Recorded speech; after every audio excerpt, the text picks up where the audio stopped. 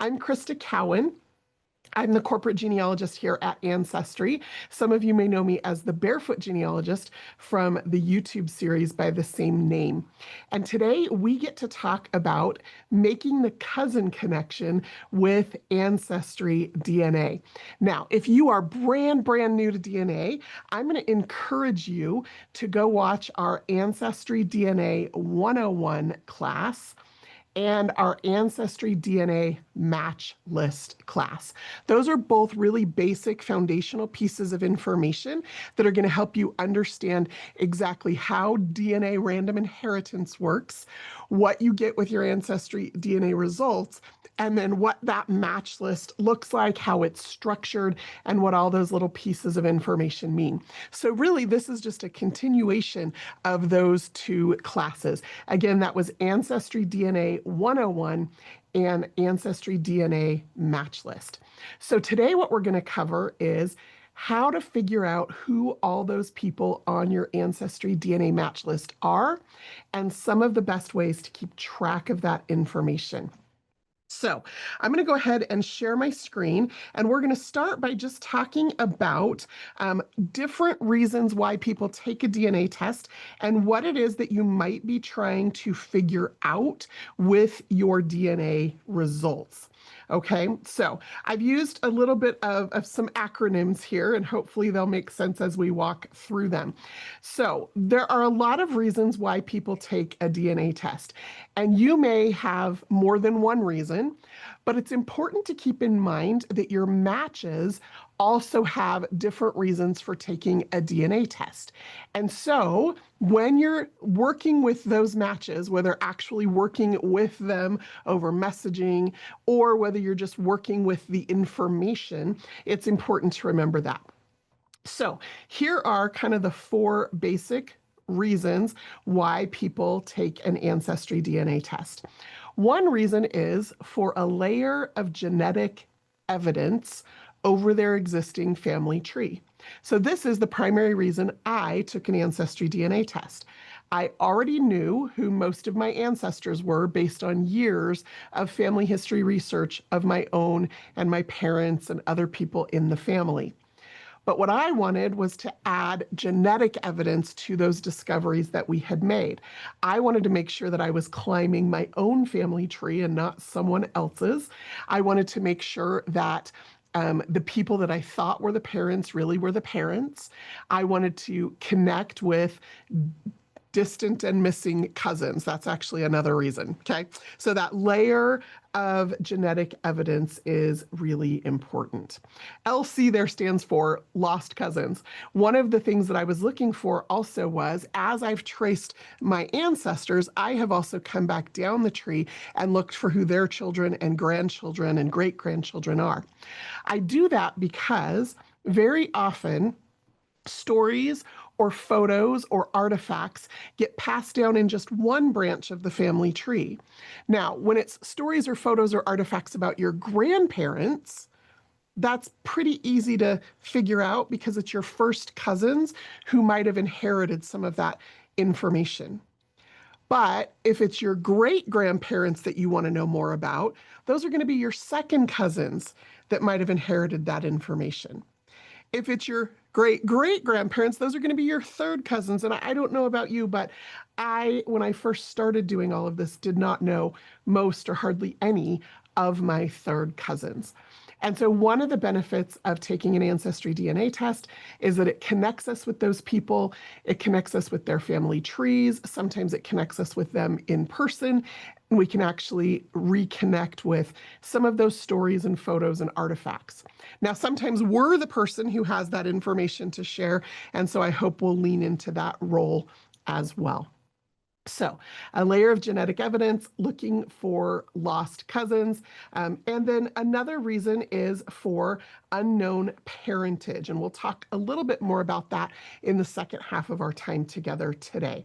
There's lots of different degrees of unknown parentage, and we'll take a look at each of those. So what I want you to do is I want you to think about what it is that you are trying to discover specifically by using your AncestryDNA results, because what it is that you're trying to discover is going to determine how you approach your DNA match list, how you organize your matches, and what methodology you use to continue to make new discoveries.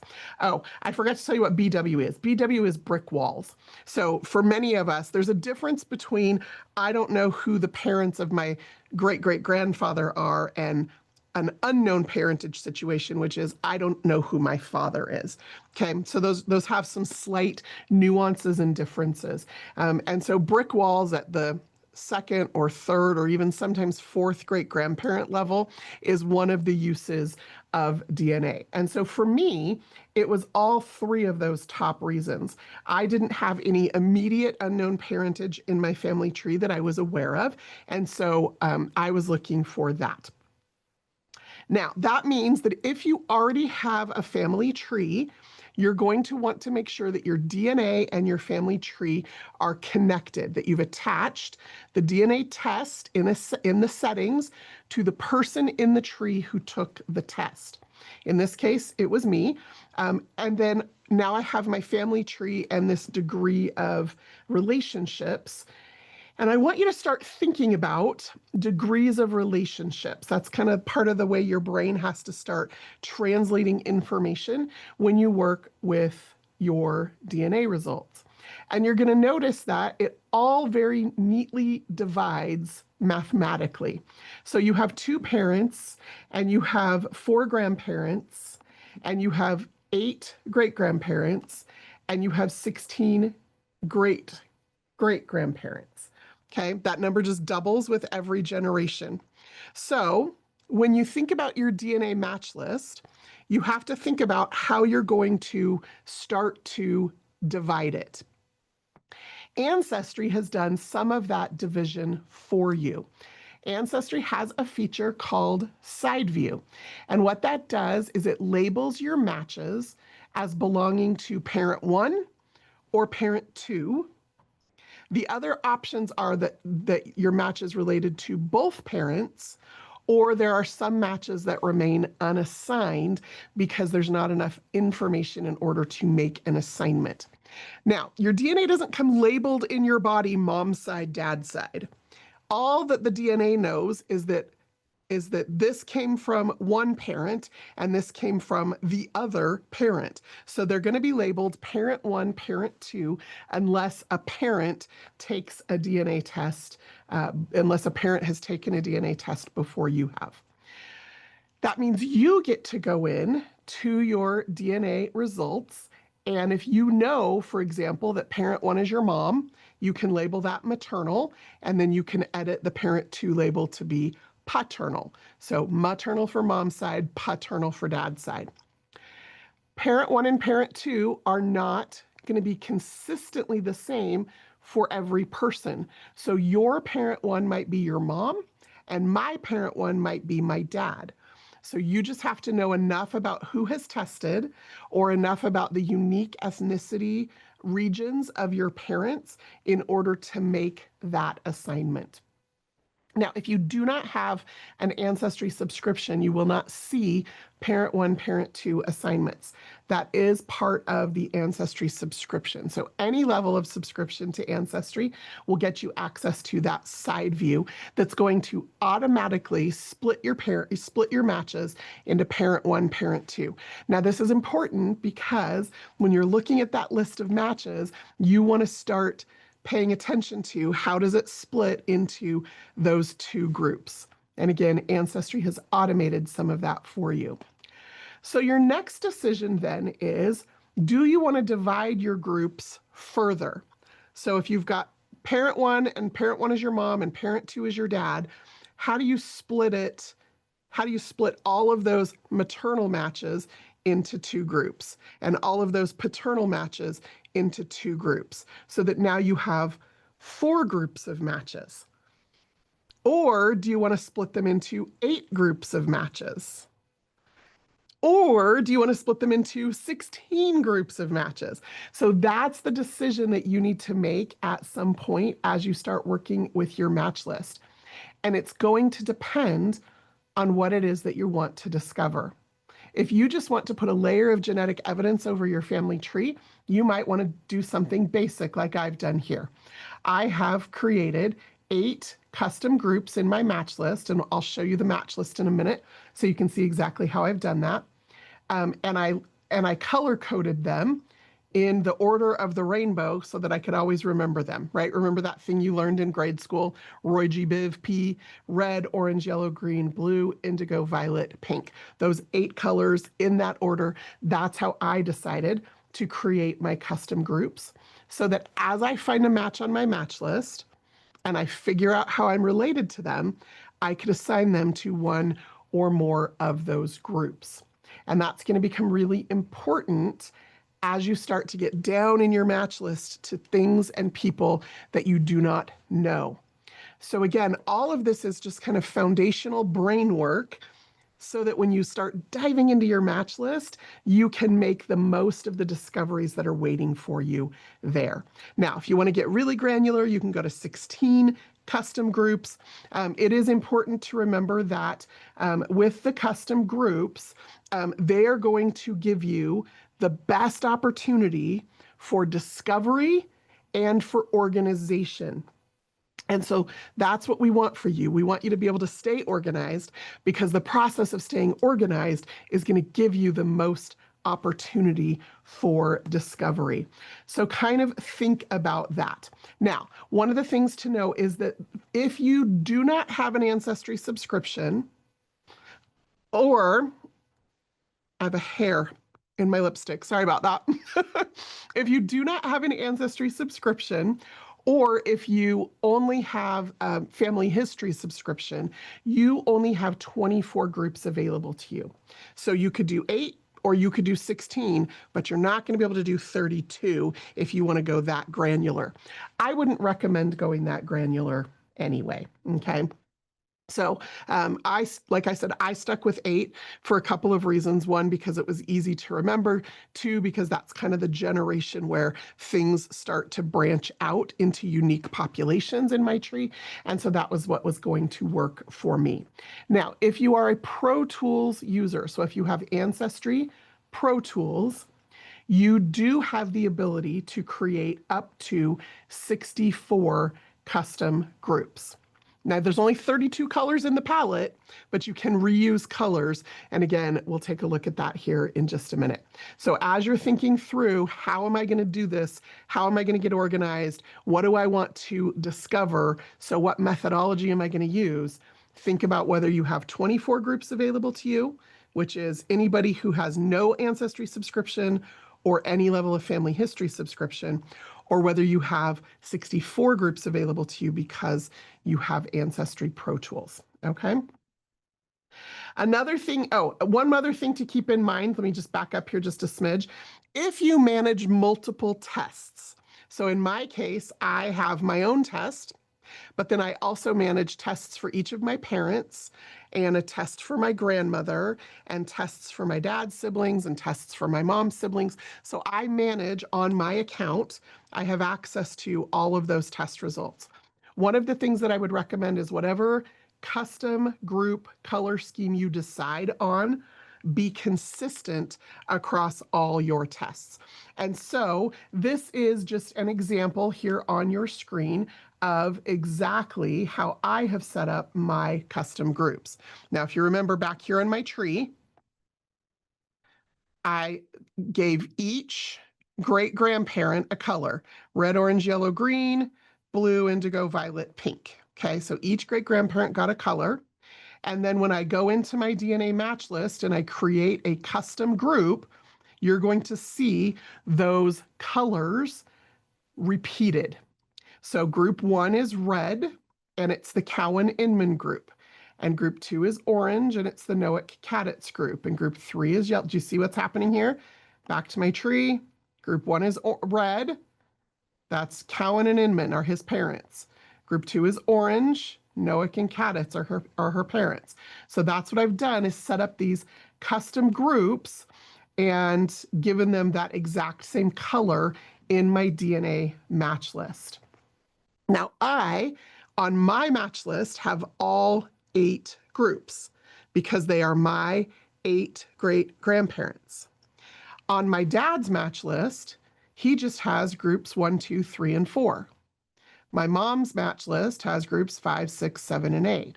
But what I've done is I've used the same color scheme and the same group management for them.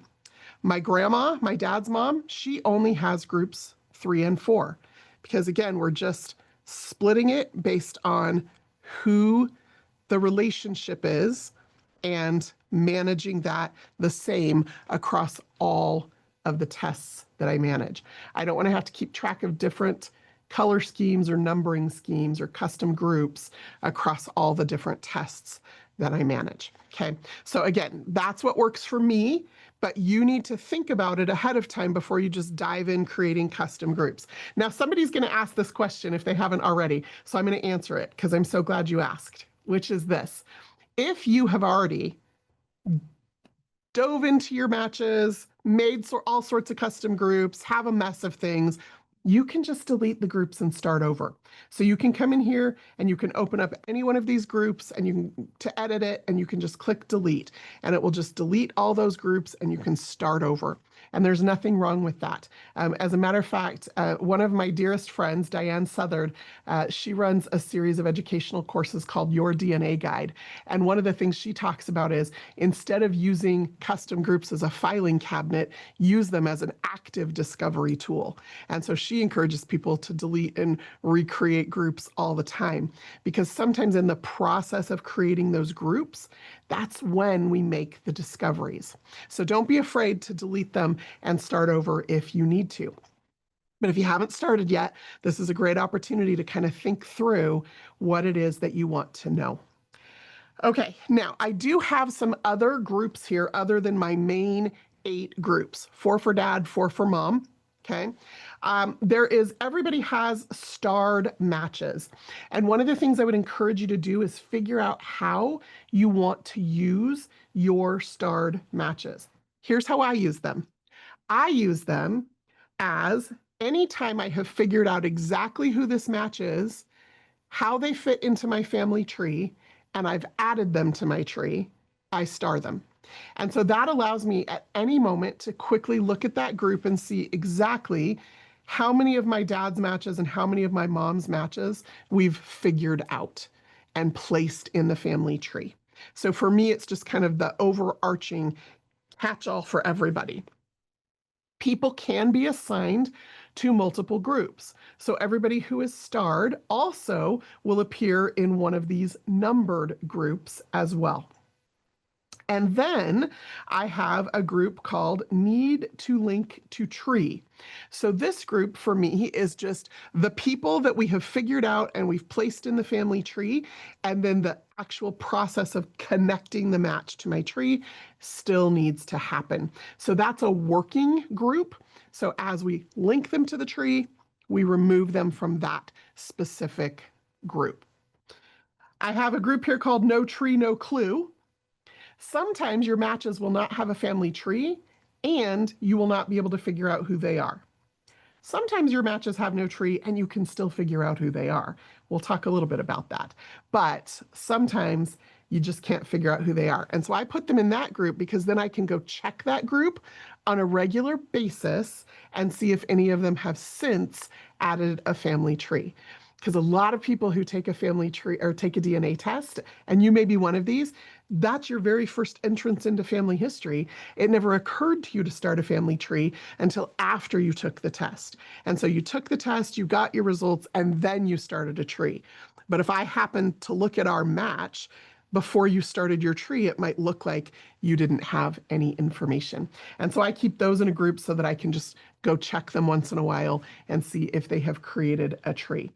There are some matches who have trees or who I have started a tree for trying to figure them out, and I just ran out of time or ran out of interest or got distracted by some other super interesting match. And so I put them in the still need to figure out group, again, so that I can filter down to that group and see, are there any new discoveries to be made here since the last time I figured that out? I do have some mystery groups, like groups of people that I wasn't quite sure I could figure out how they were all related to each other, but I couldn't figure out how they were related to me. So I kind of group them in there together and give them the name, usually the surname of the common ancestor between them. And then still trying to figure out how they connect to me. And then Review This is a group that my dad and I created. My dad and I usually work on our DNA matches together. We do that every Sunday night for hours on end. It is one of my favorite times of my week. And every once in a while, he'll look at a match or I'll look at a match. And what happens is as soon as you view the match, the unviewed dot goes away. And so you don't want to lose it in your list of matches. So we just add it to the Review This group so that when we get together on Sunday nights, sometimes we can start there and say, hey, I was looking at this really interesting match earlier this week. We might want to take a look at this tonight. And so that's just kind of our little holding place for matches we don't want to lose in the match list. So that's how I have set up my custom groups. And again, I want you to think about how you want to set up your custom groups if you haven't set any up yet. But if you have set some up, you can go ahead and blast them all away and start over, or you can kind of methodically work your way through how to set up groups in the best way to help you make discoveries based on what it is you want to discover.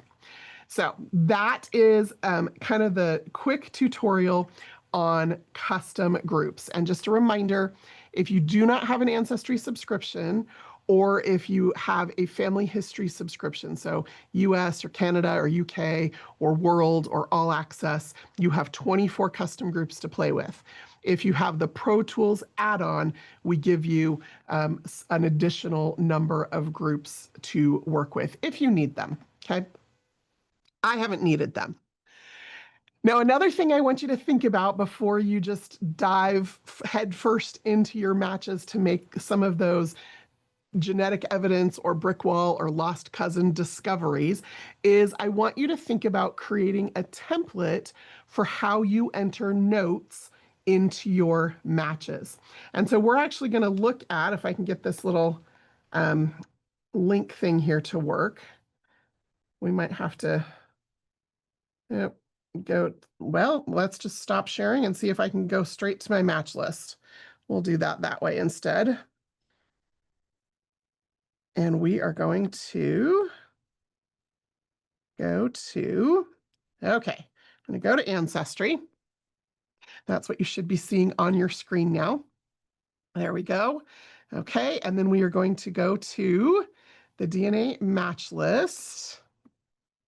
And the fastest way to access that is right here through your menu.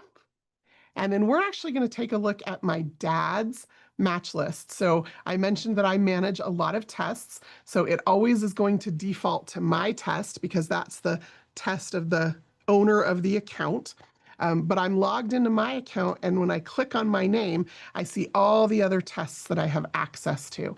And so I can just type in my dad's name, and it will take me directly to his test. So that's how you're going to switch back and forth between tests that have been shared with you, whether you are a viewer only, a collaborator, or a manager on those tests.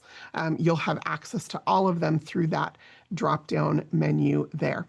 Okay, so we're looking at my dad's match list, and we're actually going to scroll down here and take a look, and you'll see I've put notes on everybody, but we're going to look specifically at cousin Catherine. So Catherine, if any of you listen to my podcast, the very first episode I talk about my great-great-grandmother Carrie and how I searched for her for decades and finally found her. And when I finally found her, I found all of my grandfather's first cousins and have since reconnected with their children and grandchildren. And Catherine is the daughter of one of my grandpa's first cousins. And I got her to take a DNA test. And sure enough, she came back as a match to us. And we were so excited that I had done that research right and found the right family. Not that I had any question, but super excited to be reconnected with her. So here are the notes. So on every person, on every match page, you have the opportunity to add some notes. And I'm going to make these just a smidge bigger so that we can all look at these and follow along.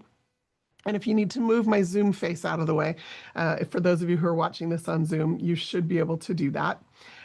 But basically what I've done is I have put in her full name as the very first thing on here. And the reason that I have done that is because sometimes people don't use their real name as their DNA match name. Sometimes they use a username that's a little bit obscure. If it's a woman, sometimes she might use her married name instead of her maiden name.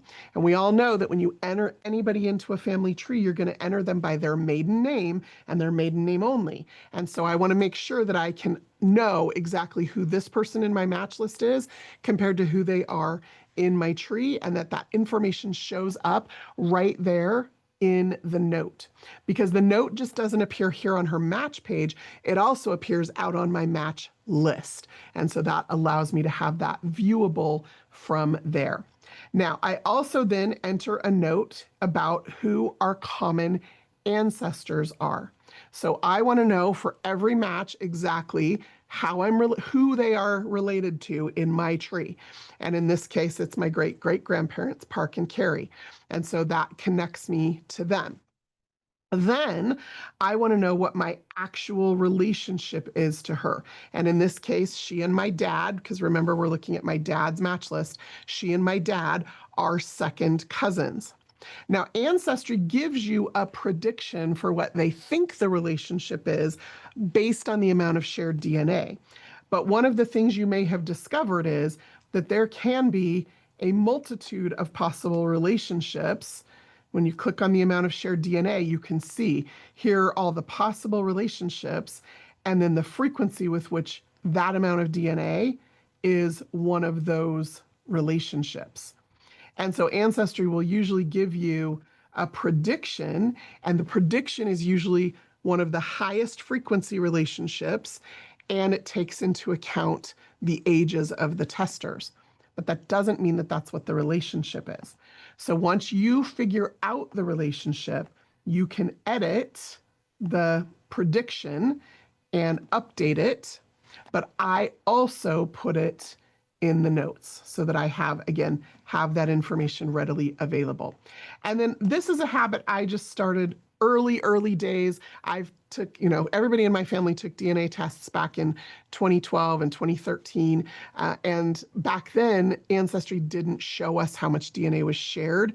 And we had to kind of dig to find that information. And so I just got in the habit of putting it in the note so that it was surfaced really high in the information that I was looking at. So that is the note format that I use: name, common ancestors, actual genealogical relationship, and then the amount of shared DNA. You can do whatever you'd like in whatever order you like. I've seen people, for example, instead of just adding just the common ancestor, they would put like Catherine Julie Davis, daughter of Helen, daughter of Robert, son of Park and Carrie, right? So they'd put the whole relationship path. The only thing that I would caution is if you do that, then you need to be consistent for your own sanity and organization. And sometimes you're going to run into a fifth or sixth or seventh or eighth cousin, and that list of information is going to get really, really long.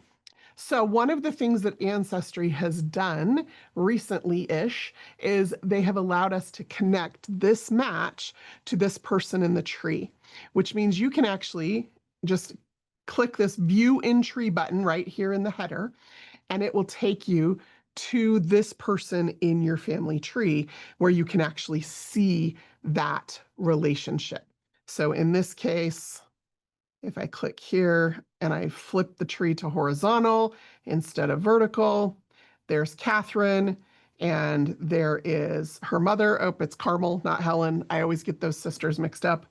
And then here's Robert. That was my grandpa's Uncle Bob. And then there is Park and Carrie. So I can see exactly how she's related because I've got her already in my tree. And then from this match, or from this tree, I can jump right back over to that match profile page because I've connected this match to that same person in my tree. Okay, so You're going to think about how you're going to set up your custom groups. You're going to think about a template for your notes. And then you're going to think about whether you want to start adding your matches to your tree. And if you do, using that connect to tree option. So those are kind of some of the basics of making these discoveries. It's making sure that you have a methodology that works for you, that's going to keep you organized so that you can continue to make meaningful and sometimes really exciting discoveries in your family tree using your Ancestry DNA matches. Okay, so we are going to then jump from the 3 reasons, those top 3 reasons why people sometimes take an Ancestry DNA test: genetic evidence, brick walls, lost cousins, to that 4th reason, which is unknown parentage. So let's just run through that really quickly. And somewhere I lost my Zoom menu, y'all. There it is. Okay. We are going to run through this really quickly, and then we'll dive into just actually how to figure out some of these relationships. So that's how we'll wrap up today. Okay, so if you have unknown parentage, one of the things that you need to start to think about is, what is it that you're trying to discover? So no different than anybody else. And who do you need to test? And then as you start to group those matches and identify common ancestors, you'll be able to work back down trees to a hypothesis. So here are different scenarios of unknown parentage. For example, you might be an adoptee and have no clue who either of your biological parents are. And so that's what you're trying to discover, is you're using your DNA results to discover both biological parents.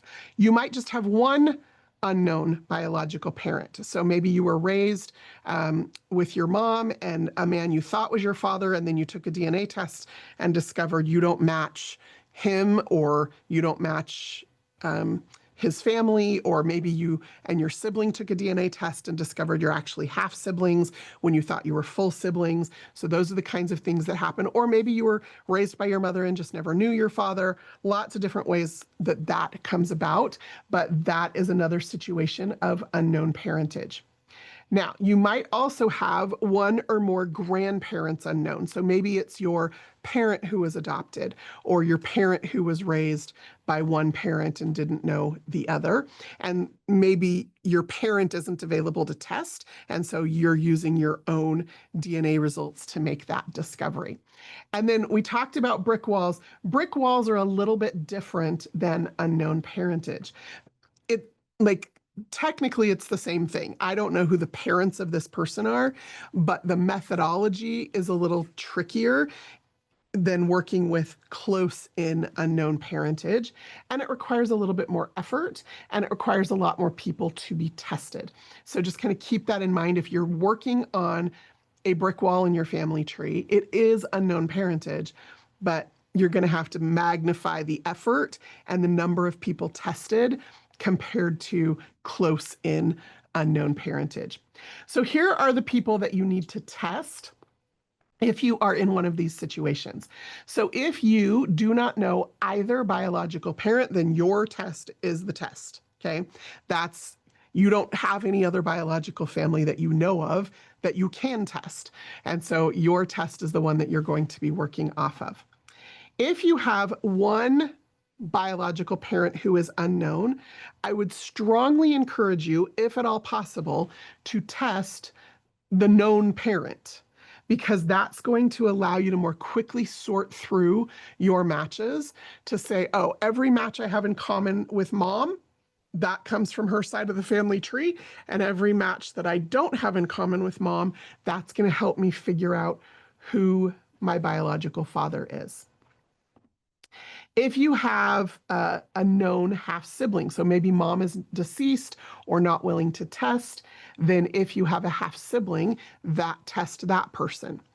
Keep in mind that you will have matches that are unique, but in the close range, so everything that's going to be a second cousin or closer, the matches you have in common come from your known parent, the matches you have unique come from your unknown parent. And so that sort through your matches. If you have one or more grandparents unknown, you're going to want to test first your known grandparents. So if you have, everybody has 4 grandparents. If you don't know who one of them is, test the other 3 if at all possible, because that's going to give you the data about those 3 branches of your family tree, and then test your parent, and their unique matches that don't match the others are going to be part of that discovery process for that unknown grandparent. If parents aren't available, if grandparents aren't available, obviously test yourself. And then, do you have first cousins on that side of your family tree? Do you have aunts and uncles still living? So just think about who else would have inherited DNA from that unknown person. That's who you want to test. Or who else would have inherited DNA from the known relative so that you can use them to sort your matches into distinct identifiable groups for the known relatives. And then what you're left over with are all the matches that are going to help you figure out the identity of that unknown grandparent. Now, if you have a more distant brick wall, that's just going to mean you're going to need to sometimes test further afield. So in my instance, we do not know who the parents are of my mom's great grandfather. That's our brick wall. John O'Brien, born in 1832 or 37 or 42 in Iowa or Ohio or Ireland, depending on which story of his you believe. And we don't know who his parents are because there's 11 John O'Briens in Iowa at the time he enlisted for the Civil War, and we're still trying to sort through them all. But John O'Brien had several children. One of those children is my mom's grandmother. She's deceased, so we have tested her grandchildren. All her children are deceased. She's deceased, so we have tested several of her grandchildren. We've also got several of her sister's grandchildren tested. So now we know all the matches these people have in common. We can sort them between known grandma and unknown grandpa. That's what you're looking for, is who else can test? Who else can you invite to test, or are you just going to wait around for them to test that's going to help you sort those things out? If you have older living family members, I would strongly encourage you to get them tested as soon as possible. And by older, I mean a generation above. So you might have an aunt or uncle still living, or a parent or grandparent still living. Wherever possible, get them tested, because they're going to have more of the DNA of that generation that you're looking for than you do. Because remember, way back in AncestryDNA 101, we talked about the DNA gets cut in half with every generation. And so that's going to help expand the pool of the available DNA connecting you to that unknown generation. Okay? So those are the things that you need to start thinking about. We talked about thinking in pairs and dividing from there, and then you're going to just take those groups that you've created. So the groups are created based on the shared matches, and you're going to start to work those groups one person at a time. Now, you will have to do family history research. Very rarely are you going to have all of your matches have perfect, pristine, well built out, well documented family trees. Some of your matches may not have a family tree yet because they just took a DNA test and this is their first entrance to family history and they didn't know any better. Some of your DNA matches may have just entered a tree that has themselves and their parents, but everybody is private because they're all still living. And Ancestry automatically privatizes the information of living people in family trees.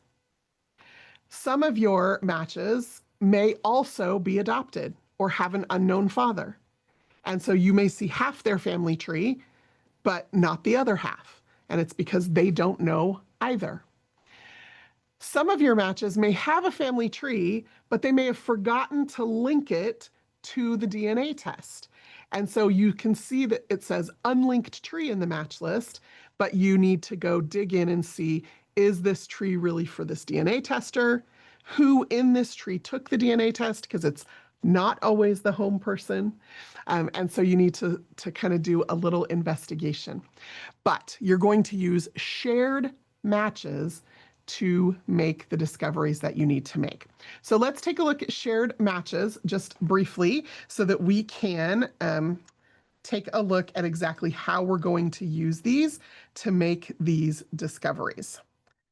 Every time I stop sharing my screen, my Zoom menu goes away and I have to pull it back. Okay, so we're going to go back to Cousin Catherine, and we are going to take a look at shared matches with Catherine. So we already know in my instance that Catherine is a descendant of Park and Carey. And because we've got a tree and she's got a tree and Ancestry could figure out how we're related to each other, we have this common ancestor hint in through lines that shows us exactly how we're related to each other. So there's Park, there's his sons, Frederick and Robert, there's their children, Fred and Carmel, and then there's Stephen and Catherine, who are second cousins. Remember, we talked in our previous DNA classes about the ladder, like that's how you connect relationships. Siblings, first cousins, second cousins. If anybody takes a step on that ladder without the other person, then they're removed, right? So that's how you view this and read this chart to tell you those relationships. So we know who Catherine is, we know how she's related. But if we look at shared matches with Catherine, that's where we are going to see all of the people who are going to also be related to us because we are related to either Park or Carey or both of them. So everybody on this shared match list with Catherine should be either a descendant, another descendant of Park and Carey, or a descendant of one of Parker Carey's siblings, or Parker Carey's aunts or uncles, or Parker Carey's grandaunts and uncles, right? So it's going to be related to you because you are related to that particular person in your family tree. So as I go down this match list, you're going to see, oh, well, there's my siblings. That makes sense. And then we scroll down a little bit. Those are still all my siblings. Then we scroll down a little bit, and there's my aunt and uncle. And then we get to my cousins, right? So these are all my side of the family. And it's not until we get down a little bit further that we start to see, well, there's my dad's cousin, and there's Catherine's first cousin, and Catherine's son, and Catherine's daughter, and this is another one of Catherine's first cousins. And so what you start to see is everybody here is related to me and our family and Catherine. They're shared matches between us. And so if I know who those people are, that's great. But if you don't know who those people are, what you have to start to do is figure out how they're related to each other. And that means in some cases, you might have to start to build out family trees. There's a lot of different ways that you can do this. With Ancestry Networks, which is a new Pro Tools feature, you can actually, it creates almost like a little sandbox. You can put the match into a network and you can start building out their family tree until you can figure out how they're connected either to you or to another one of your matches. If you have Pro Tools, you also will have an extra column here in your shared match list. So everybody that has a DNA test, when you view your shared matches, you'll see the top 3 shared matches between you and this person. If you have any level of Ancestry Family History subscription, you will see the match list of everybody that you and this person share down to 20 centimorgans. If you have Pro Tools, you will have a 3rd column of information here on this shared match list that will show you how much DNA is shared between each person on that shared match list and your match. Okay, so I know, for example, that Cameron here is Steve's son because I know how much DNA they share with each other. But over here, I can see how much DNA Cameron and Catherine share. And that becomes particularly important for two reasons. One, if you are looking for unknown parents, knowing how much DNA your matches share with each other means you can start to build out their family tree and figure out who the common ancestors are between you and those matches. If you know who your parents are, like I know who Catherine is, I know how she's related to me. But if I get a new shared match and I have no idea who that person is and they don't have a family tree, if I know how much DNA they share with Catherine, it gives me a third data point to be able to figure out how we're related.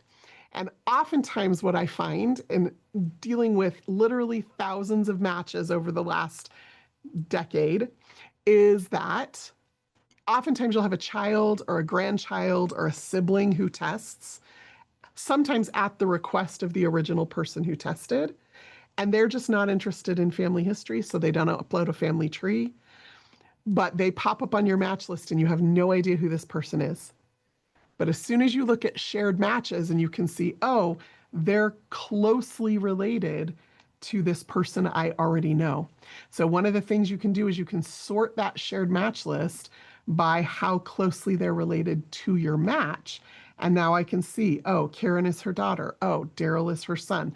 Oh, Dixie Belle, Lynn is her first cousin, because now I know how much DNA they share with my matches. So that is another Pro Tools feature that allows you to start to figure out how your matches are related to each other, which is super useful, even if you know who your family is, to be able to figure out who your matches are so that you can determine which ones are the most useful in order to layer on that genetic evidence or break through that brick wall. If you're looking for unknown parentage, that's most useful because it's going to allow you to figure out how are all these people related to each other. Because once you figure out how they're related to each other, then it's just a math problem to figure out how they're related to you. And that is why we're able to use DNA results in order to figure out who somebody's biological parents are, even if their parent or their half siblings or other close family members have not tested. You can figure out unknown parentage using first and second and third cousins because you can figure out how they're related to each other. Okay, we only have about 10 minutes left, and so what I want to do is give you a couple of other tips that are going to make this cousin connection process most successful for you. The first thing, every person on Ancestry has an account profile. So whether you're using Ancestry on a mobile device or whether you're using it on a web browser, you're going to want to, in the top right corner, click on your user icon, and there's a couple of things I want you to do in that account profile. The first thing is I want you to upload a photo. It doesn't even have to be a photo of your face if you're not comfortable with that. A photo of your cat or your grandma's house or your favorite picture of your great grandma, right? One of the things that we've discovered just data-wise is that people who have photos on their Ancestry account are something like 10 times more likely to receive messages from other users and 4 times more likely to have other users respond to their messages. I guess it's something psychological about we see a profile picture and we think, oh, this person is active on the account. They know what they're doing. We see just the generic icon and we think this person doesn't know what they're doing. Okay. It's very similar on most social media sites and certainly true on Ancestry messaging as well. So upload a photo of some sort to your account. The second thing I want you to do on that profile page is just write a little blurb. So you have a little bio section. Write a little blurb about what it is that you are looking for. I find that people in the genealogy community want to help each other. And if they know, for example, if I write, I'm an adoptee and I'm looking for my biological parents, Or if I write, my mom was raised with her mother and never knew who her father was, and we're trying to figure that out. Like if you put that information out there, people tend to respond sometimes differently than if you have no information on your profile. In my case, I have information in my bio about the fact that I work at Ancestry and that they can check out my family tree and send me messages and like just encourage that communication. So for sure, check out your profile page on Ancestry. The second thing that you can do is you can send messages to other users. However, I'm going to give you a couple of tips for best practices. When you send messages to other users, I want you to think about it a little bit like you would think about getting a new job or going on a first date. Like the idea is when we are first initiating a relationship with someone, we don't inundate them with information. We don't want to overwhelm them or overshare or bore them to death. Okay. So if I'm messaging one of my matches, I will often keep it to 3 or 4 sentences at the most. And really, I'm just kind of testing the waters. And I always offer information wherever possible. So I'll say something like, it looks like you and my mom are a DNA match. I notice you don't have a family tree, but I see that you also match these 3 people. I suspect you're probably part of the Lawrence Kerr family. Do either of those names sound familiar to you? And that's kind of the last little tip that I would give is ask a question.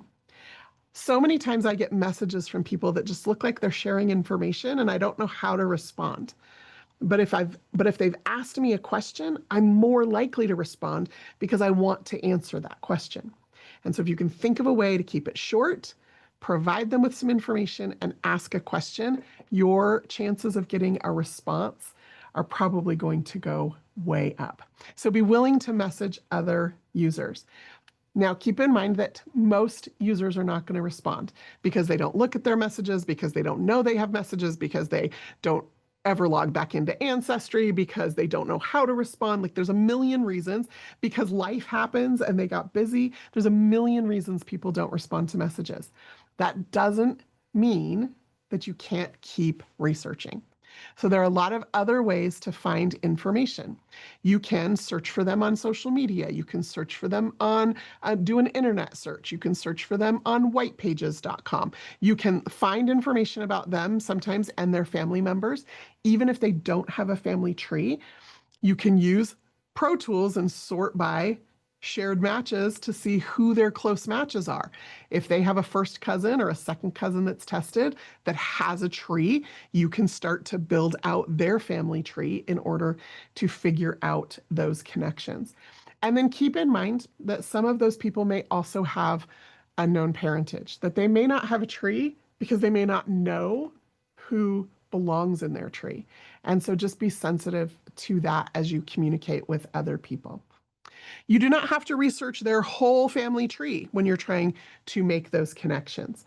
You can sometimes just tell exactly, like if I get a match and I can see that their mother was born in Mexico and both of her parents were born in Mexico, I'm probably not going to research that branch of her family tree because as far as I know, none of my family was ever in Mexico. So I'm probably going to be related to her on her dad's side. So I can kind of ignore certain places because of geography and where my family may have been. That works most effectively if you were talking about different ethnic regions. Keep in mind that people were far more mobile than we sometimes gave them credit for. So just because somebody's entire family is in New Jersey and your entire family is in Seattle, Washington, doesn't mean that at some point, particularly during times of war and soldiers serving in different places, that there might have been some mobility that was happening. People go to college, people go on vacation, people can get pregnant just about anywhere. So keep that in mind as well when you are researching and building out those family trees for some of your matches in order to figure out how you're connected to each other. Okay. I'm going to encourage you also when you're looking at your shared matches, Like work on multiple matches at a time. Sometimes it is a lot faster and easier to figure out how your matches are related to each other than to figure out how they're related to you. And that's true even if you know your whole family tree. Back at the beginning of our time together today, I showed you how I set up my custom groups. I have that mystery hacking group.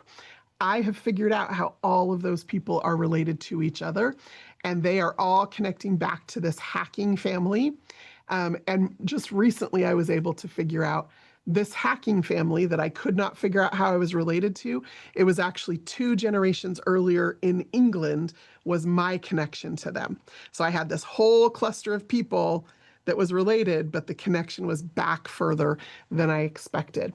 And so by working all of those matches kind of simultaneously, building out their family tree, figuring out how they were connected to each other, then I knew where to focus in order to see, okay, where do these people's ancestors go and how can I connect to a time and a place where my ancestors may have lived as well.